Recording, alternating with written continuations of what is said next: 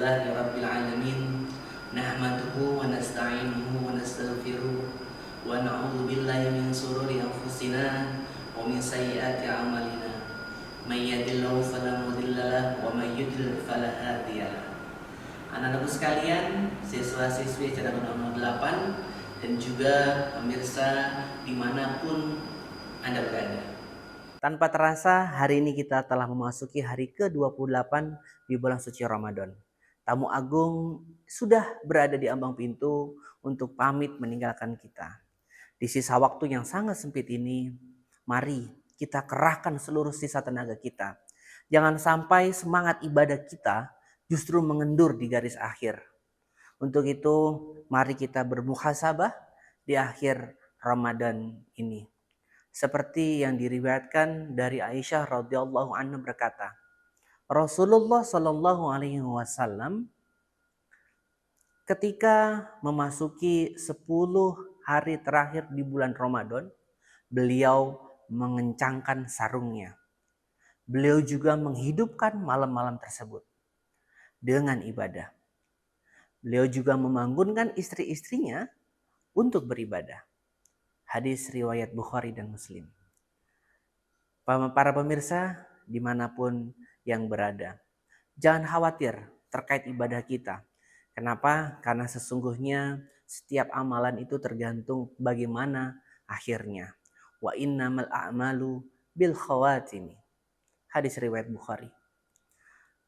Anak-anakku sekalian, siswa-siswi SD Negeri 08. Setidaknya ada 3 hal yang harus kita perhatikan di akhir bulan suci Ramadan. Yang pertama, mari kita banyak memohon ampun dan berharap diterima semua amal ibadah kita. Karena apa? Karena kita tidak pernah tahu apakah puasa kita diterima. Apakah tarawih kita diterima? Sedekah kita, apakah ini pantas diterima oleh Allah SWT? Oleh karena itu, perbanyaklah istighfar. Tutuplah bulan ini dengan kerendahan hati. Jangan merasa sombong dengan amal yang sudah kita kerjakan. Teruslah membaca doa pamungkas yang diajarkan oleh Rasulullah SAW. Allahumma innaka afun tuhibbul afa fa'fu anni. Ya Allah, sesungguhnya Engkau Maha Pemaaf. Engkau menyukai pemaaf, maka maafkanlah aku. Kedua, yang perlu kita perhatikan adalah bagaimana kita menjaga semangat madrasah Ramadan ini. Dalam artian bagaimana menjaga istiqomah kita dalam beribadah di bulan suci Ramadan. Ramadan ini sebagai sebuah pendidikan atau madrasah. Indikator kelulusan seorang muslim dari madrasah Ramadan ini bukan seberapa baju baru yang ia miliki saat Idul Fitri, melainkan istiqomahnya dalam beribadah setelah Ramadan pergi. Apakah sholat berjamaah kita tetap di masjid setelah bulan Syawal? Apakah tilawah kita dalam membaca Al-Quran tetap berlanjut setelah bulan suci Ramadan pergi? Atau hal-hal yang lain? Orang yang menyembah Ramadan akan berhenti beribadah saat Ramadan usai.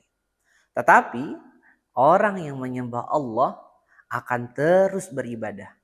Karena Allah Maha Hidup dan tidak pernah mati.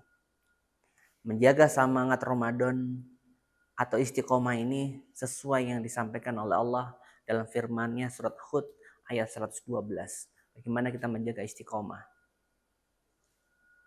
Yang artinya adalah, maka tetaplah di jalan yang benar sebagaimana engkau Nabi Muhammad telah diperintahkan. Begitu pula orang yang bertobat bersamamu. Janganlah kamu melampaui batas. Sesungguhnya dialah Allah Maha melihat apa yang kamu kerjakan.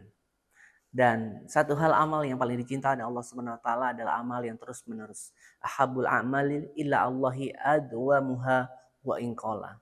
Amal kebaikan yang paling dicintai Allah adalah yang continue meskipun sedikit. Hadis riwayat Muslim.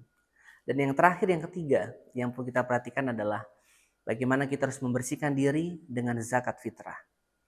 Bagi jamaah atau pemirsa yang belum menunaikan zakat fitrah, segeralah tunaikan sebelum sholat Idul Fitri itu dilaksanakan. Kenapa? Karena zakat fitrah itu berfungsi sebagai penambal kekurangan, pembersih dari kata-kata yang sia-sia, kata-kata yang kotor selama kita berpuasa, serta sebagai makanan bagi orang-orang miskin. Jangan biarkan amal puasa kita tergantung di antara langit dan juga bumi. Kenapa? Karena kelalaian kita dalam membayar zakat. Seperti yang diriwayatkan oleh Ibnu Abbas radhiyallahu anhu, bahwa Rasulullah SAW mewajibkan zakat fitrah untuk membersihkan orang-orang yang berpuasa dari perkataan sia-sia dan perkataan kotor, dan sebagai makanan bagi orang-orang miskin. Barang siapa yang menunaikan sebelum sholat Idul Fitri, berarti ini merupakan zakat fitrah yang diterima. Dan barang siapa yang menunaikan setelah sholat Idul Fitri, berarti hal itu merupakan sedekah biasa. Dan akhirnya para pemirsa dimanapun berada, serta murid-murid SDN Ragunan 08 yang Bapak cintai dan juga Bapak banggakan. Di akhir ceramah singkat kali ini, saya berharap dan semuanya berharap, semoga sisa hari di bulan Ramadan ini bisa kita manfaatkan dengan sebaik-baiknya. Semoga Allah memanjangkan umur kita agar bisa berjumpa kembali dengan Ramadan di tahun-tahun yang mendatang. Dan semoga kita dicatat sebagai hamba-hamba Allah yang terbebas dari api neraka. Amin, amin ya Allah ya Rabbal Alamin.